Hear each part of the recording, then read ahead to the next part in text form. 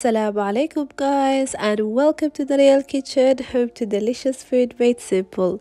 Today's recipe is going to be this delicious Somali cake, but not your usual Somali cake. This is slightly bigger. I actually call it the giant Somali cake. It's got all the flavors, all the recipes the same than the regular Somali cake, the circle ones. This one is perfect for everyone that loves Somali cake, and if you have a big family, a big crowd to serve, this really works out really well. And as usual, it's so delicious. It's tasty, it's fluffy and spongy as well. And again, the ingredients that you need are very simple and you can find them all in your kitchen. Now let's go ahead and start making our mixture, and the first thing we're going to need is just mix our dry ingredients. So I've got some plain flour, a little bit of salt, some cardamom that I've crushed, and we're going to add some baking powder, and then you just want to give everything a mix. You can sift these ingredients, the dry ingredients, but otherwise you don't have to do that. And then next you just want to make sure you have a large bowl. We're going to need 5 eggs at room temperature, and then we're going to add some sugar. And then just make sure as soon as you add the sugar, we're gonna mix. I like to use an electric whisk. This just allows everything really to be very easy, but you can definitely do it by hand. It's gonna take a lot of time. I wouldn't recommend. And then next we're gonna add some vanilla paste. This is a brand that I like and it really works well with cakes.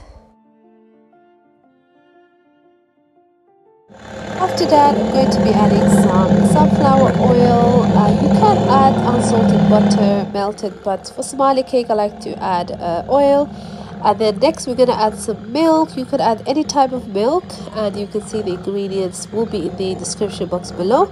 And then again, give everything a mix. And then finally we're going to add our dry ingredients just in stages, and the reason we do that is just to not have a big mess.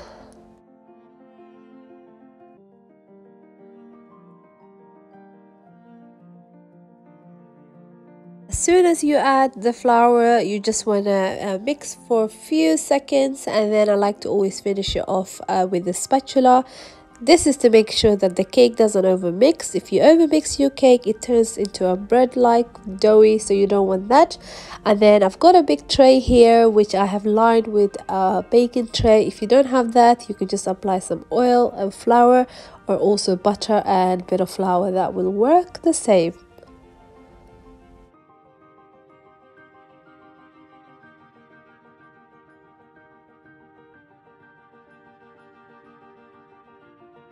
And then after that, you just want to smooth the top really well and make sure the cake is all leveled up. I also like to tap the tray on the kitchen counter a couple of times, and then you can place the cake in the oven and make sure you cook in the middle rack. I will let you guys know in the description box below the full recipe. And you can see the cake is out and it's so beautiful, like such a golden color, and I love to see cakes in that color. And I've just tried with a toothpick and it came out nice and dry. You can serve this cake immediately, or otherwise you can let this cool down. And also if you like to put some cream on top, you can let this cool down, and then after that you can do any topping of your choice. You can see the cake is so delicious, so fluffy, and it smells amazing with that cardamom that we added. I hope you guys have enjoyed this recipe. If you have, do press the like button. If you have a question, do let me know in the comments below. And until next time, Assalamu alaikum.